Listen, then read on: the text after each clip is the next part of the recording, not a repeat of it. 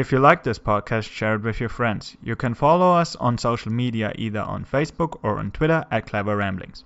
If you have any feedback or comments, please mail us at cleverramblings@gmail.com or visit our website cleverramblings.weebly.com. As always, we really appreciate you listening, and now enjoy today's podcast.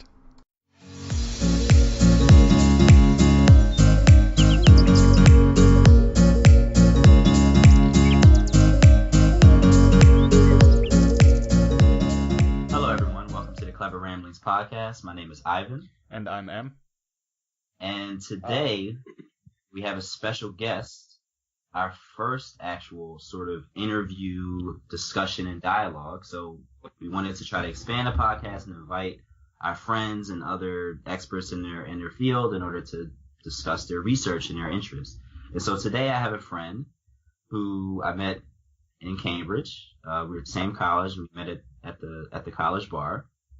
And he's honestly, not to kiss ass, but I told Ev as well, he's one of the smartest people that I know. And so I wanted to bring him on and talk about his research, and particularly in AI. So his name is Steven. So welcome, Steven, to the podcast. Thanks for having me. And I've been a fan of your podcast I think I've heard all the episodes so far, except for the last one. I'll listen to it next time. Yeah, it's cool. It's funny. I would always tell Em, I was like, this is one guy, Steven. He always like sends me paragraphs of like feedback of stuff. Like it'll be like this big burst, and every time I see like I have like 9 notifications, I'm like, it's either a group chat or it's so it's great. It's great to finally have you on as our first guest. So basically, to start off, I mean, for the listeners, basically, tell us something about yourself. What is your background and how did you become involved in artificial intelligence? Yeah, that's a good question. It's really a long story, but I'm going to try to condense it maybe to 2 minutes or something like that. So I think I've been interested in science since childhood.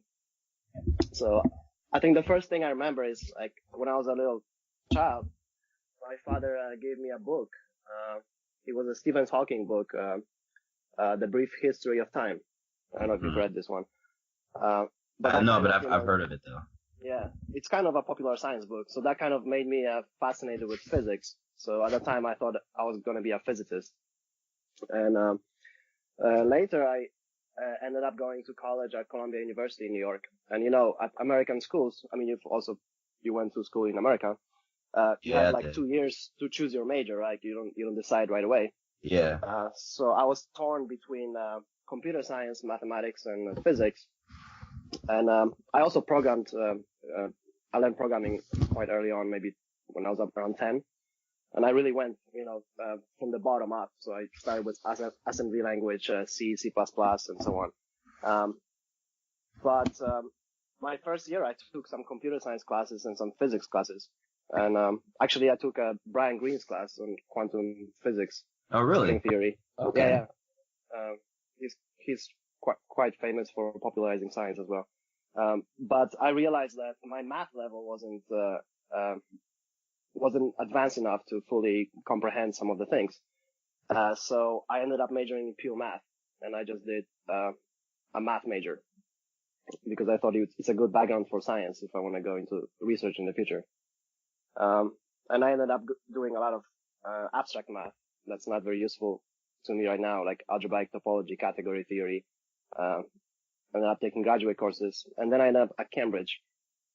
And I thought I was going to do PhD in mathematics at that point, but I kind of got, disillusioned with pure math because I realized it's more like a game that we play in our own minds than something directly related to physical reality. It's more like what our mind creates axioms and we play with them. It's a model of the world. It's not really directly applicable. Right. And then I discovered through friends at Cambridge, machine learning. And I thought, oh, that's interesting. We can make computers, maybe use computers to understand reality, to learn from data, and maybe help us solve physics as well. And AI was always something that fascinated me on some level. Like one of the first programs I've written when I was little was a chatbot, but it would, of course, it would appear to be intelligent, but it wasn't. It was just answering questions that were pre-coded. Like you say hello, it says hi, and then you ask it its name or something, and it answers. So machine learning was really something that fascinated me because you didn't have to pre-code things. You could have the algorithm learn on its own. So I ended up being accepted to the computer science program at Cambridge, the graduate program. But again, even statistical machine learning, I still didn't feel it would lead to something like human intelligence because it was still just math in some sense. It was just statistical models, and you have domain experts. They understand some domain like natural language, and they have some of their own axioms. They have priors, and you build statistical models, and then you just train it from data.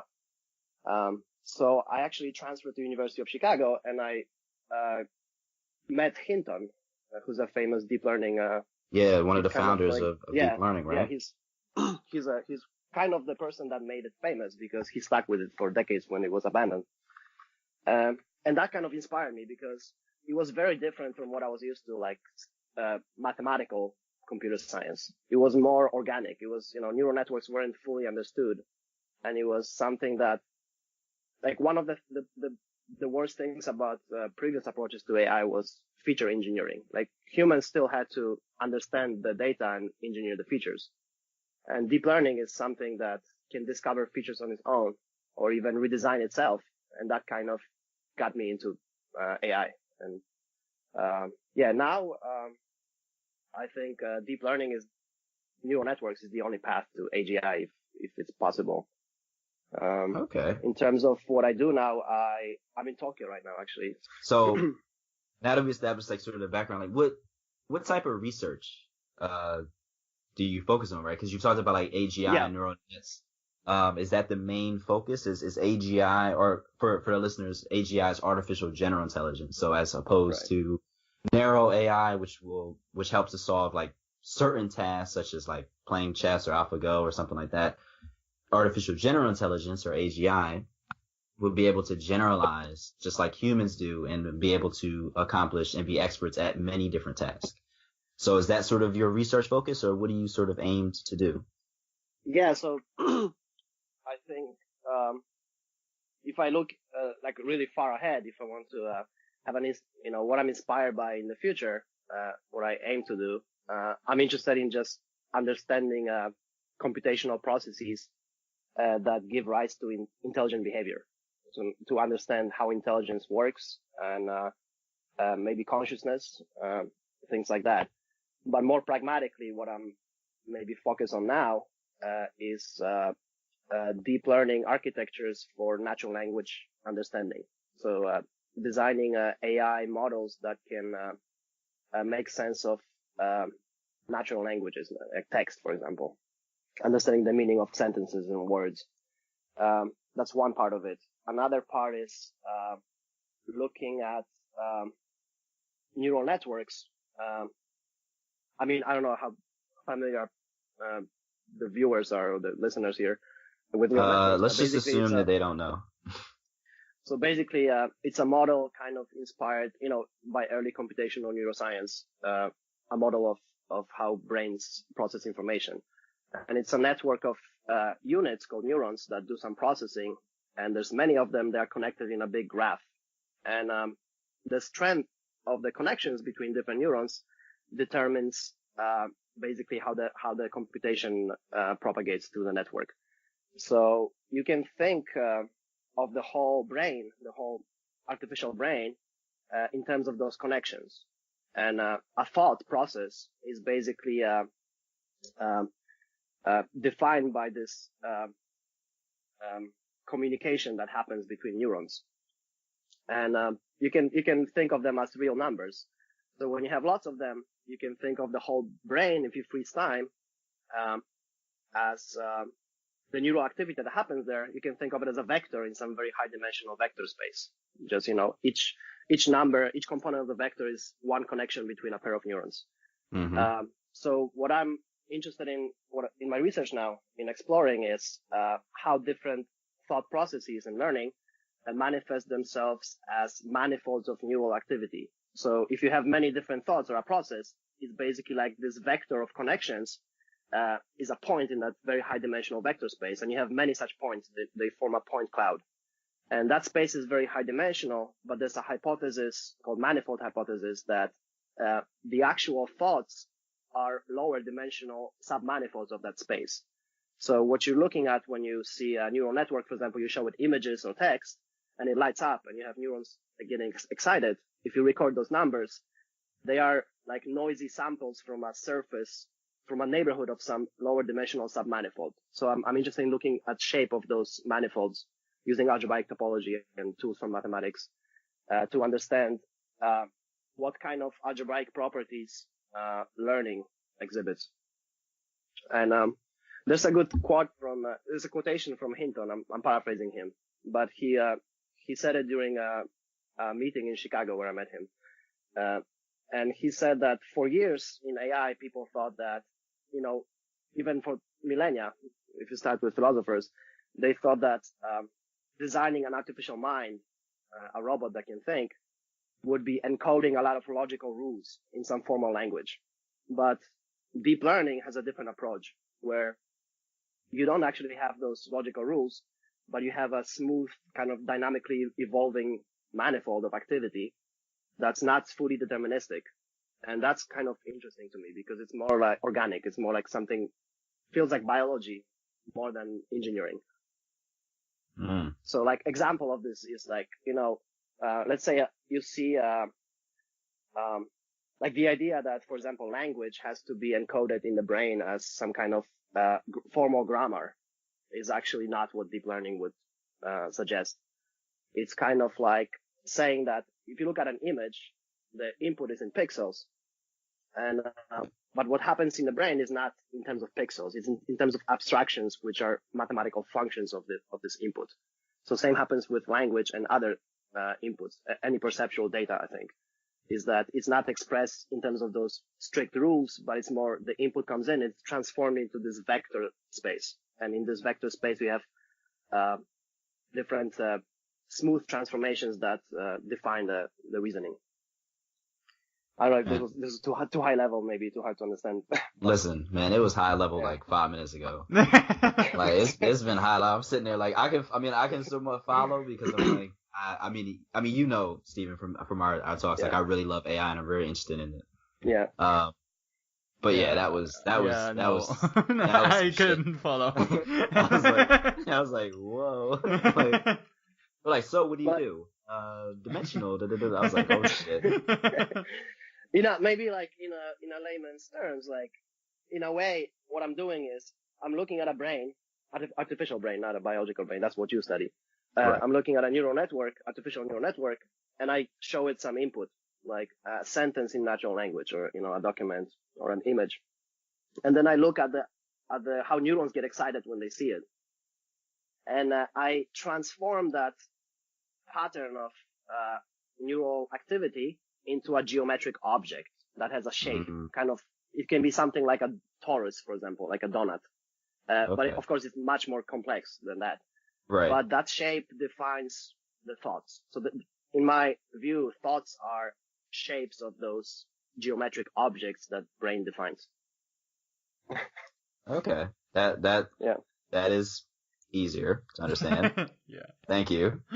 Shit. And maybe like a reasoning process when you think you get from one thought and you kind of transform your thinking corresponds to deforming that object. So imagine taking that manifold, that object, that geometric thing, and stretching it and twisting it. That's what reasoning is, in my view. But that's a kind of metaphorical language I use. But mathematically, that's what happens, I think.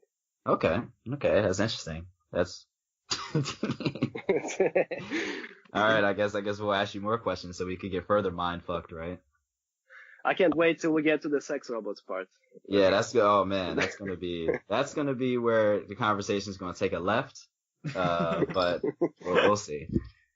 So Yeah. So, what do you have? So what I would be interested in is your opinion, which future challenges humanity will face with the continued development of AI.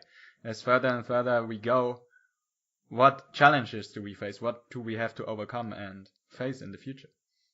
Yeah, that's a popular question. So actually, I have friends who are lawyers. I mean, they're not AI scientists, but they work on AI policy. It became a very big. Actually, in Cambridge last year, I went to a lecture by Max Tegmark, who wrote this book. He was Life here last year? I 2.0. didn't even know that. Yeah, he was at Cambridge last year. Oh. So he was talking about his book, and he's the co-founder of the Future of Life Institute, and it's basically a policy-making institute involving policymakers, lawyers, scientists, engineers, and people of status. Like Elon Musk is part of it. Stephen Hawking was part of it. And that's what the whole purpose of that institute is, to prepare for those changes, to prepare the legal systems, the governments, to advise the governments how to prepare for what's coming because of AI. So most experts that I've met,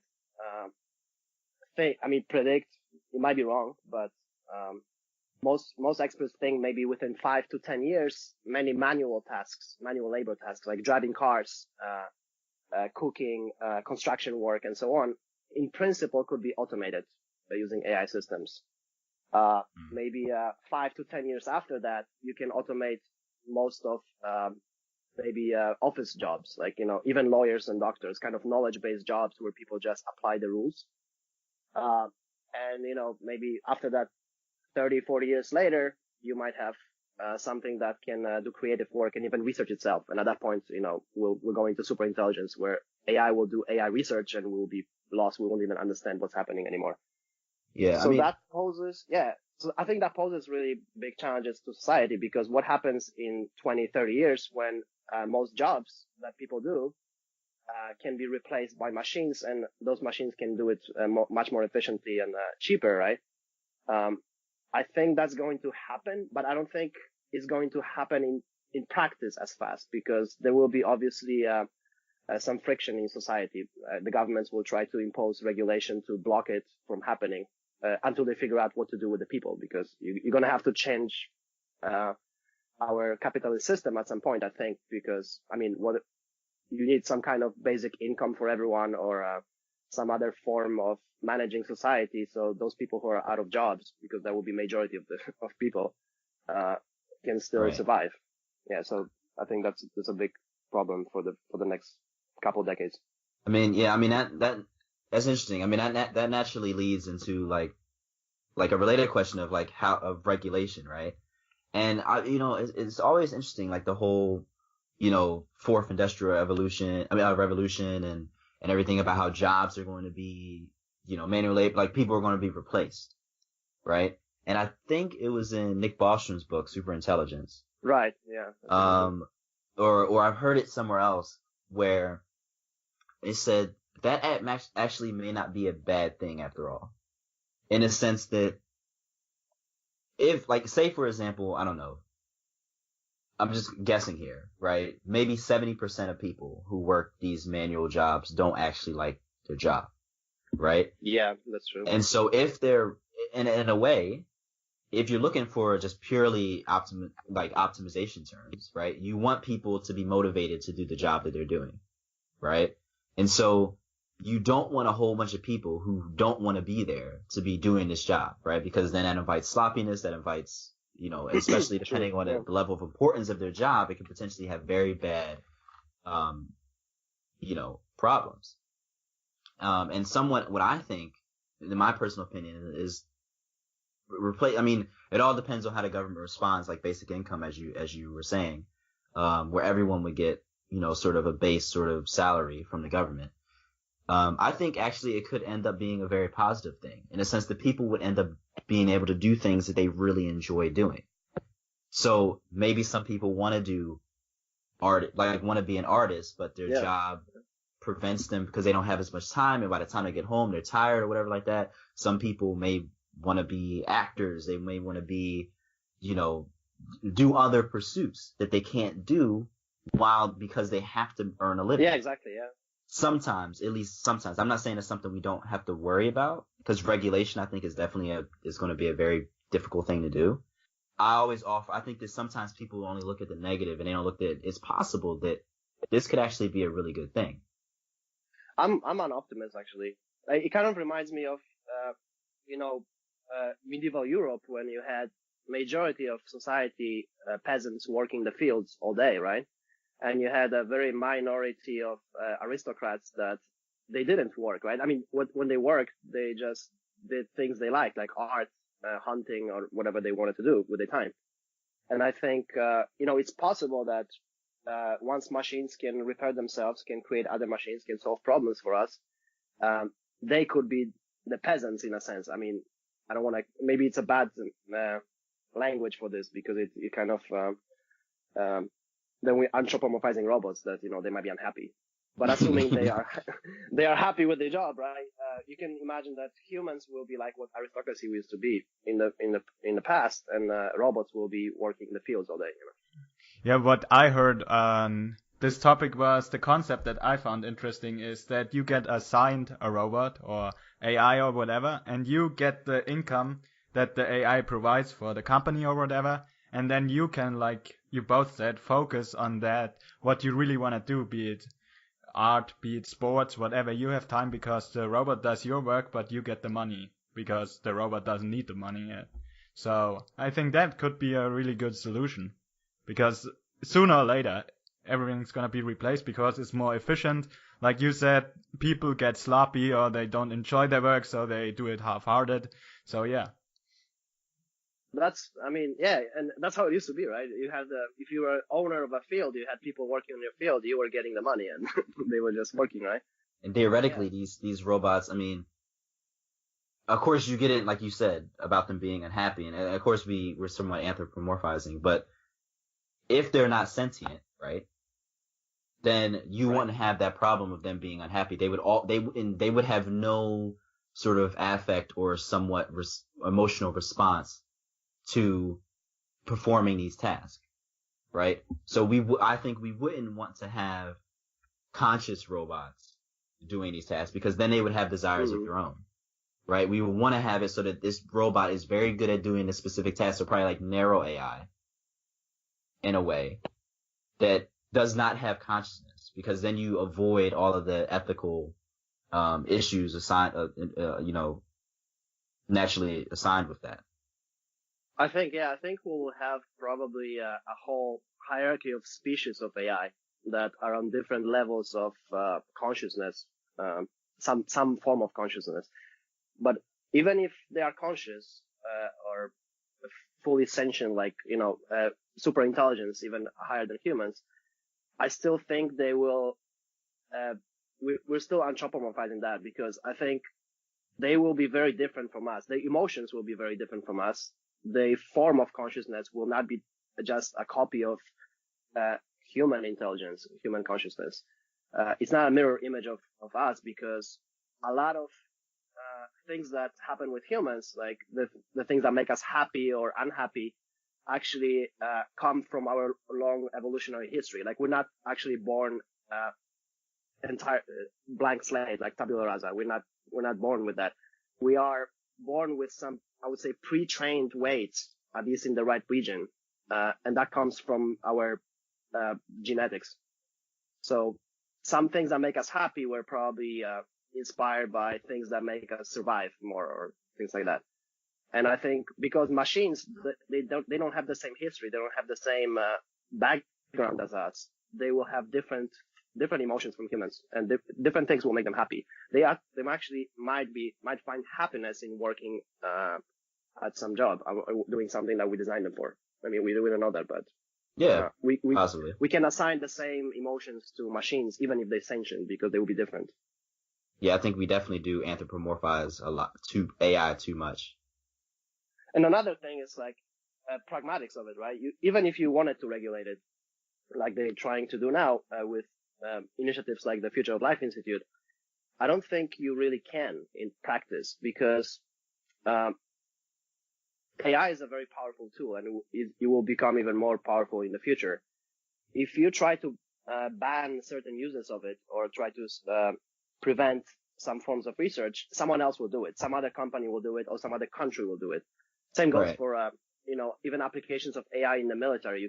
I don't think you can really stop it. You can probably slow it down in developed countries like US, EU, and so on. But someone will do it. North Korea might do it. Some other countries might do it. Right. And I definitely think banning things is not the way to go, because it just drives it underground. I think me and M talked about this, right? We talked about this with regard to drugs, right? Is that you shouldn't just try to ban things, because then in a way it just goes into a black market in a sense. Right. And then you end up probably with more problems than you had at the outset. And especially with a tool like AI, the only reason we dominate this planet among other species, the main reason I would say, is our intelligence.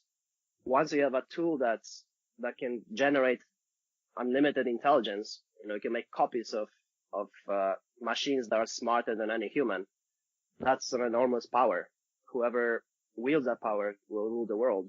So I think trying to stop the development of AI in any form is dangerous, because your enemies will do it, and then you won't be able to compete with them.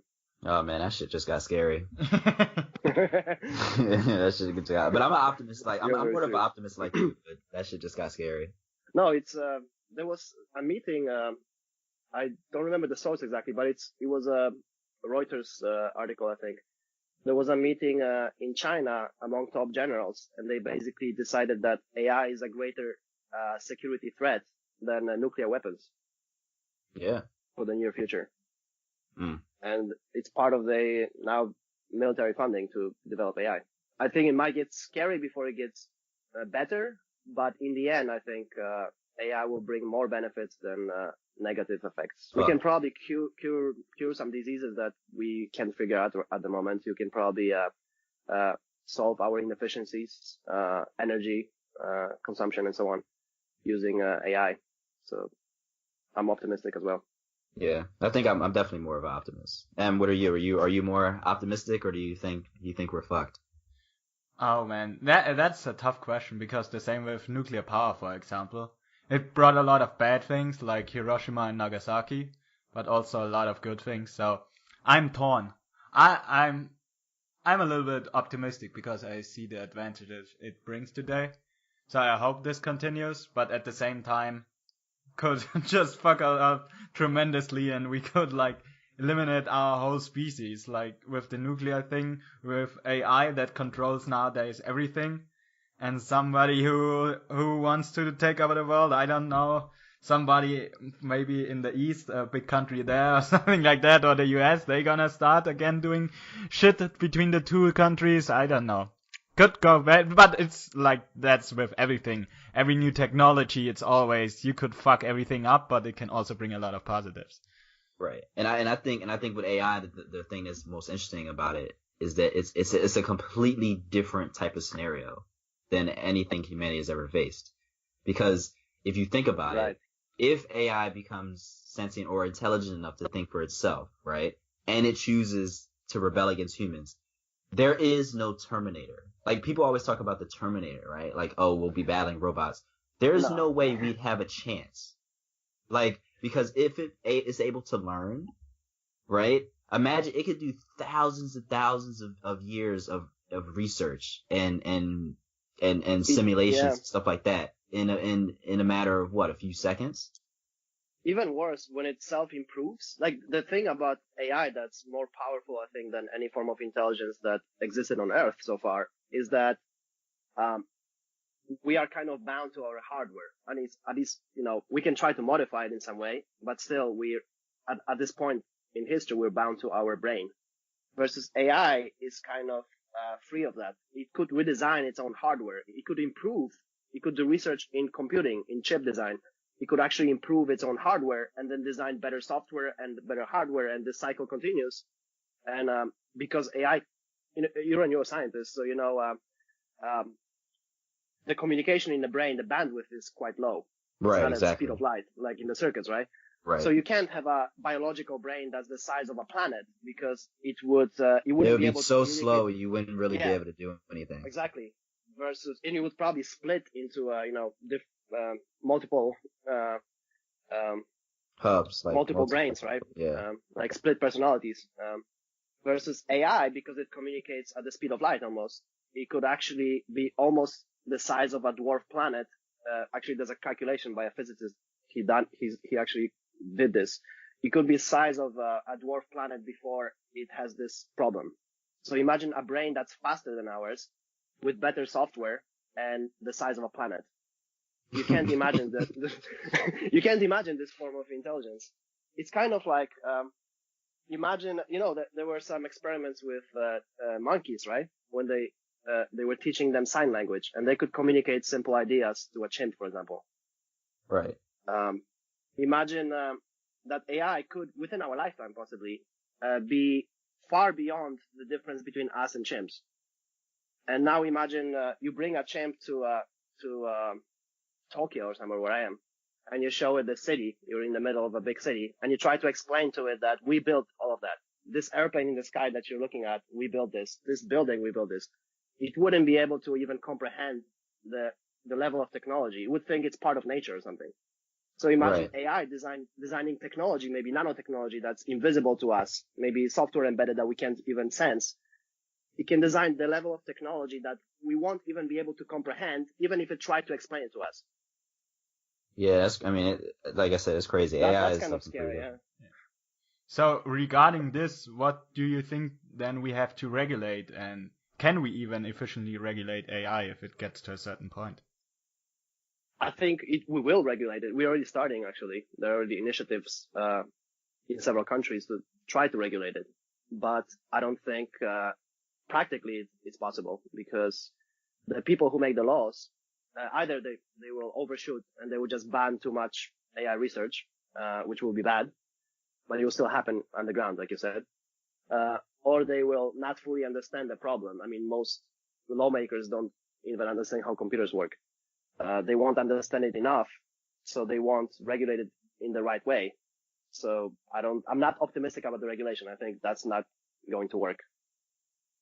I think it's more like, we're playing with fire, but I'm just optimistic in the sense that I don't think AI is going to kill us. I think that's, again, anthropomorphizing AI, that this killer instinct that we have to wipe out other species is, again, I think, part of our evolutionary history, that we are competing with other species in a harsh environment. So we have this kind of mentality that, Terminator and everything like that. But I don't think AI will have the same mentality. I think even if it becomes conscious, it might just leave the planet, the ones that are conscious, and just leave us alone. Why wipe us out? Why kill us? So you said that AI is evolving like pretty quickly, right? And you said within maybe 40 years we might have something that's sentient, right? Another sort of development that I've been thinking about has been in virtual reality. Yes. And because, there's even people at my unit, I think there's another one of my colleagues, he's studying like memory in virtual reality environments. And these things are becoming more and more realistic, right? And you can even see it with video games, right? Where you have, and the way that the graphics, some of them look so lifelike. And I sometimes wonder, just like people can be addicted to video games, or they could, they spend hours and hours and hours in this. If you can create a reality, right, that is perfectly fit to your needs, right? You could do whatever you want and whatever, and you're not, of course, again, we would be anthropomorphizing, like whether these AI agents in the virtual reality would be, sentient, but say that they're not. Let's keep that out. Like, do you think people might actually sort of, I know this is a little sci-fi, but do you think people would actually prefer a reality environment as opposed to choose to just live there, right? And instead of, what's going on right now in the world. No, absolutely. I think that's going to happen for sure. It's already happening, especially where I live now in Japan. You have people addicted to virtual reality that isn't even that advanced yet. I mean, there was this week. There was, I think, it was this week on the news. I don't know if it happened this week, but some guy got married to a virtual girlfriend that's an AI bot that he can interact with, and he actually had a wedding ceremony and paid $20,000, invited his friends, and they now live together, and it's just an AI software that he communicates with.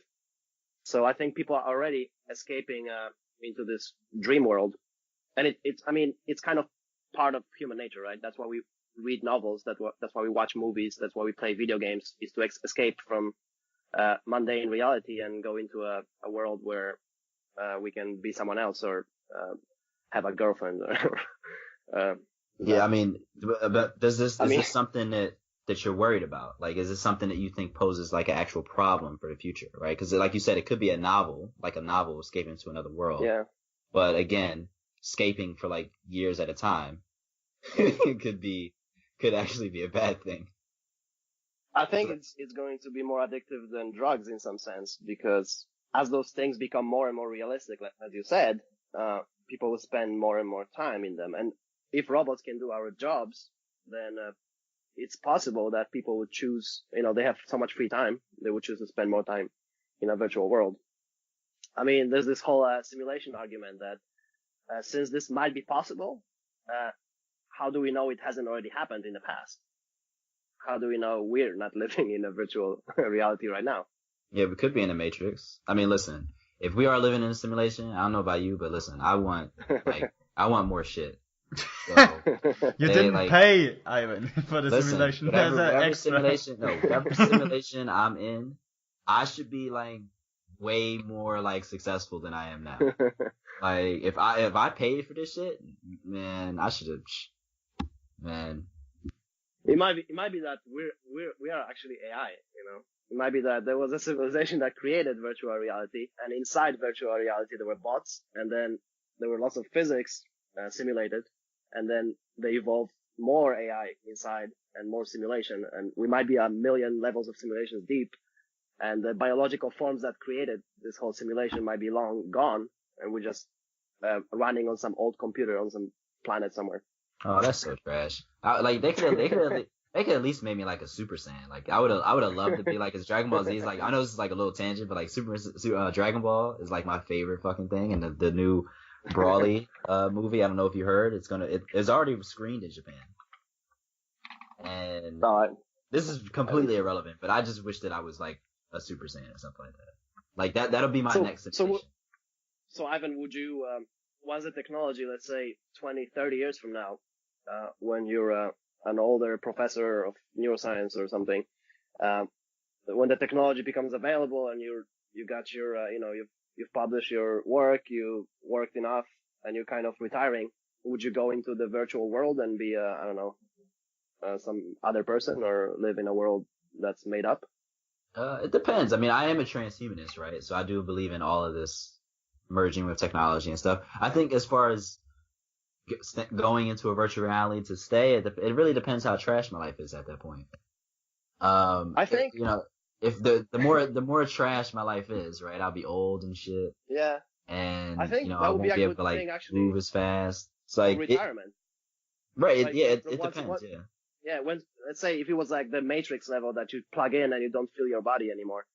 Imagine you barely can move, you're sick, and then you go into a virtual world and you're young again, and you run around the fields and play soccer or whatever. Oh man, it could be like in my virtual reality in retirement, I would like make an album with Rihanna.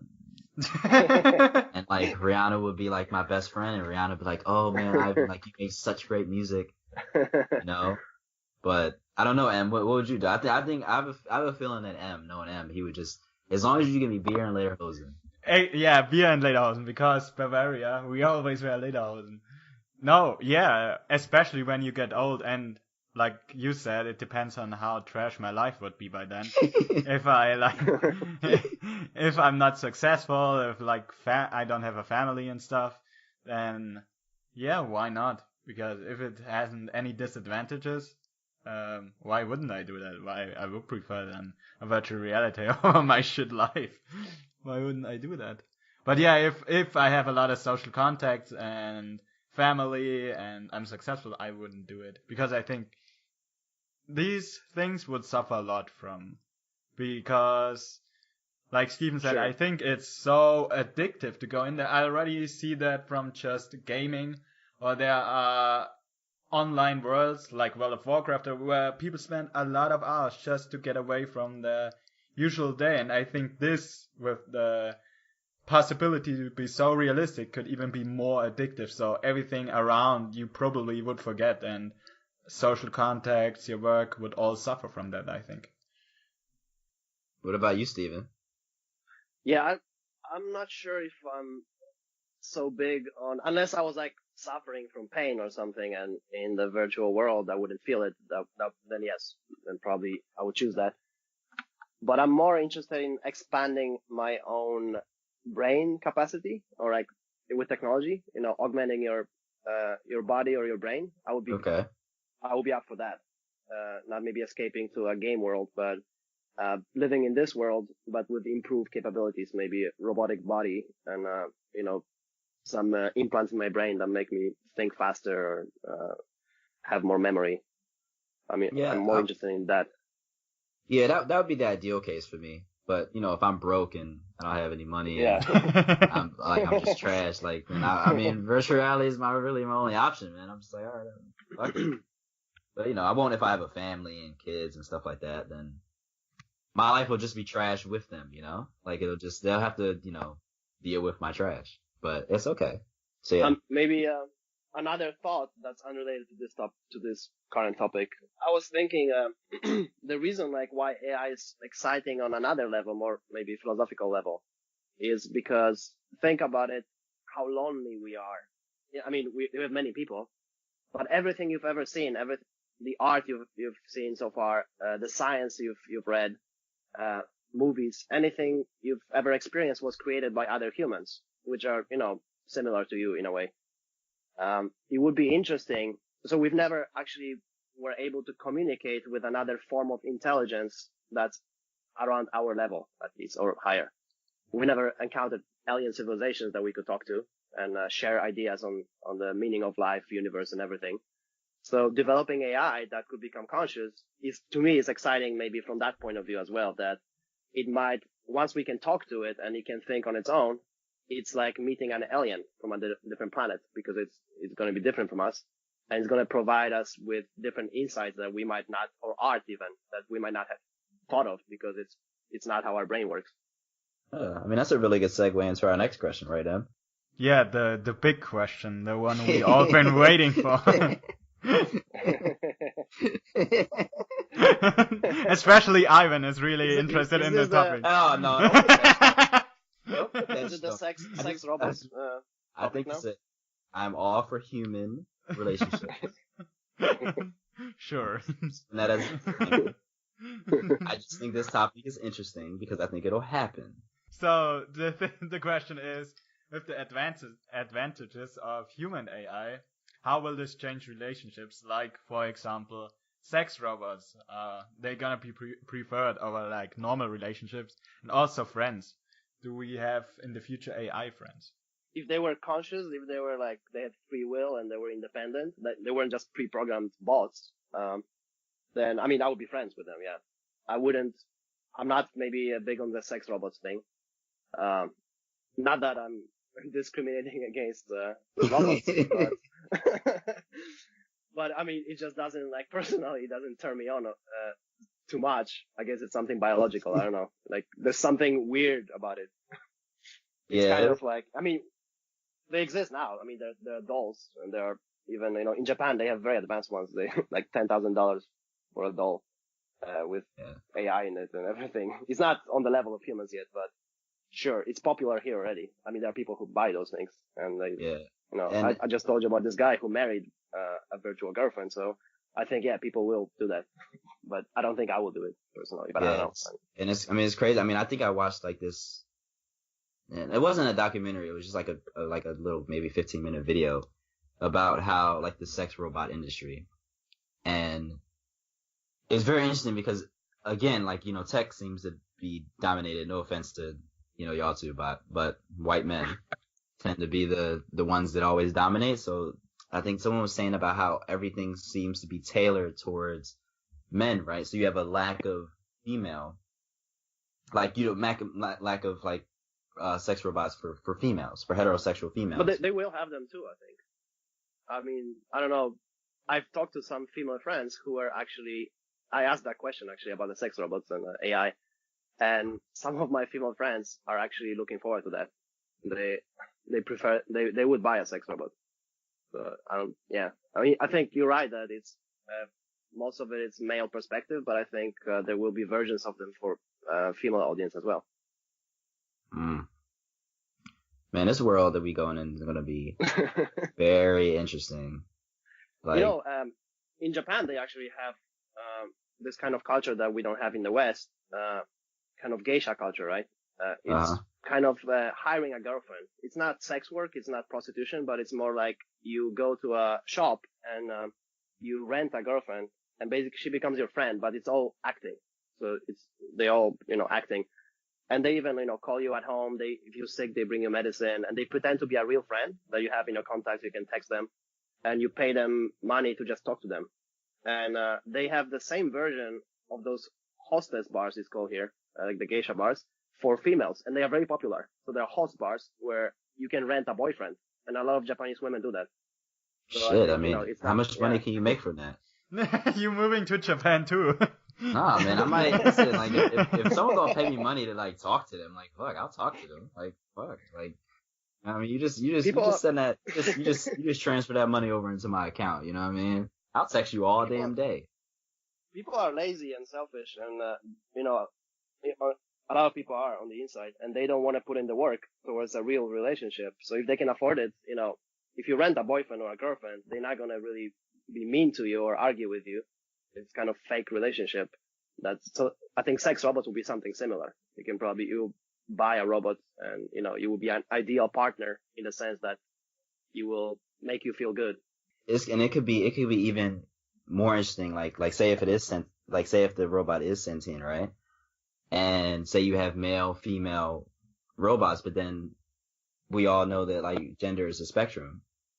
Right? What if you have a robot that decides that it's no longer the gender that it was assigned, right? And get that would be so, it would be so different. Like, I mean, if we have confusions, like about human, like gender and sexuality, I could just imagine how that confusion would like just multiply.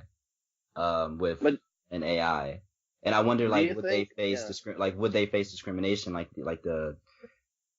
these LGBT have seen, and would they see violence like they've seen, or how would that kind of, I mean, it's completely random, but it's just something that I'm sort of thinking I think part of some of the things about like AI rights and all that stuff, I think the interesting things about it is like when we talk about it, we still haven't figured out human rights, right? So, right. And again, AI would be different from humans, but we haven't even figured out how we don't discriminate against black people or LGBT people or other minorities or,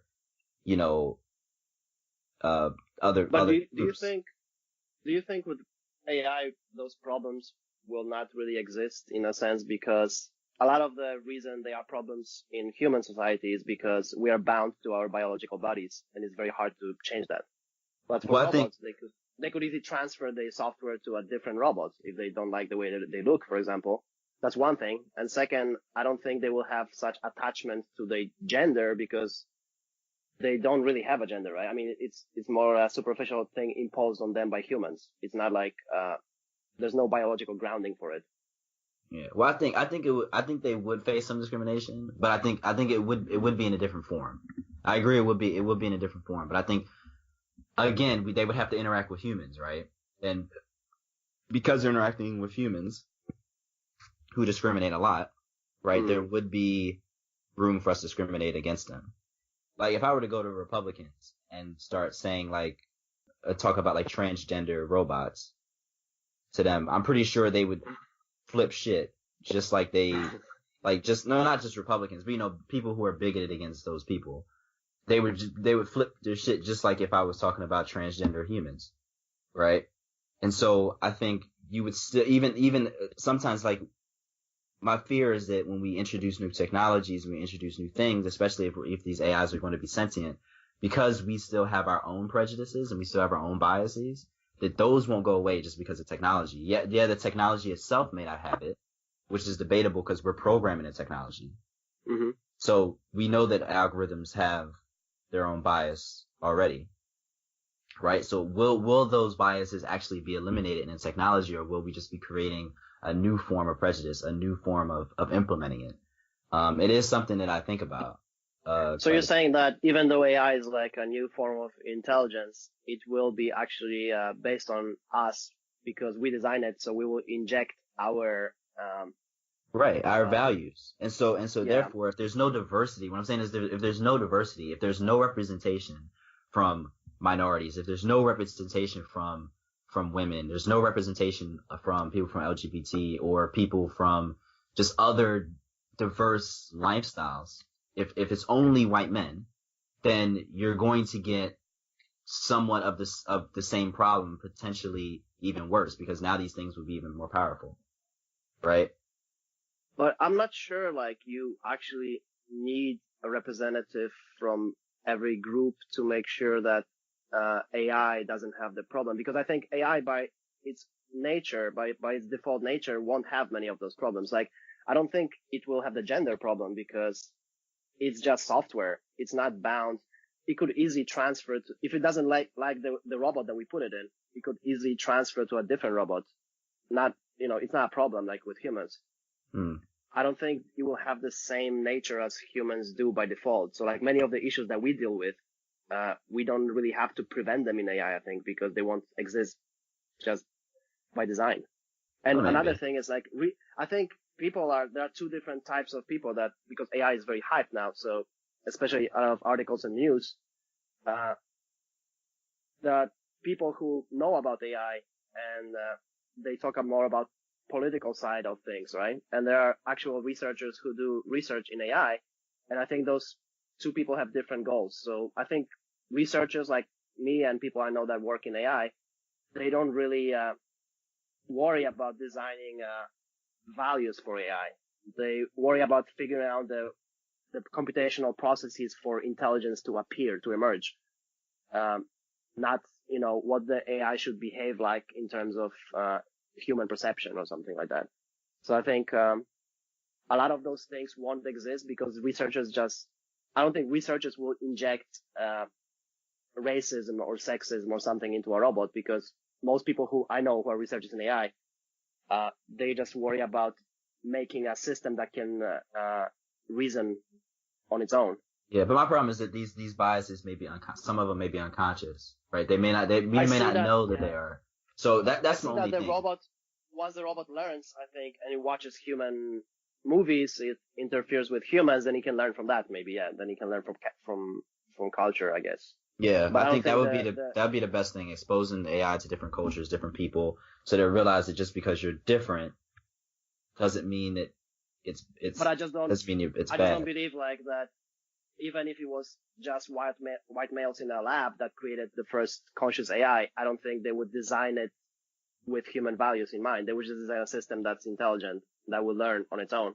And then the learning, that's when it becomes, same with humans. When you're born, I don't think you have any prejudice by default when you're born, right? You right. That's part of learning. That's when you interact with society. So I think it's the same with robots. It's not the design phase that's worrisome. It's more once the AI is out in the world and it interacts with society, that's when it can become biased. I don't think it will become biased in the lab before it's released. Okay, well, I guess we can just agree to disagree. But that's my opinion, because I just personally I'll worry about designing a system that learns, and whatever it learns from, that might be biased. But I wouldn't personally inject bias because I don't think there's a place for it in the lab. It's just like designing the brain. Without that brain is kind of like a newborn child, and that's what it starts with. So I'm just designing the hardware and the software that's defines the brain, I think, not the culture. That's true. Well, I guess with that, we're running out of time. This is a fascinating conversation. Yeah. That's been an hour already. Yeah, it's been it's been an hour of like. I see like how you guys enjoy these podcasts. Like you said, it started as you guys having conversations spontaneously. Yeah, really. That's really 4 hours, right? Right, and that's what we did. I mean, because me and M would always, like I said, I think we told us, but me and M would like just kind of get on the phone, especially usually after we were hungover. Right? Yeah, mostly. This is when it would normally happen. So like he would go out or I would go out, and then there always something happens when we go out. It's always some interesting story, right?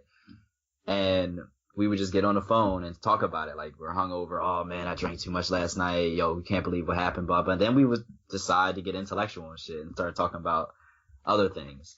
And these conversations would last anywhere between an hour and a half to 2 hours or something like that. And then we said, well, you know, fuck it. Why not turn this into a podcast, right? Because, you know, we're not saying we're like geniuses, but I think we're like at least intelligent in some point. Right. So we think we have something to say, and you're think, both, you know, we feel like we might as well say it. Educated individuals, so I think there's lots of people who want to hear your insights, and you're in the fields. I think you both work in something related to genetics and brain.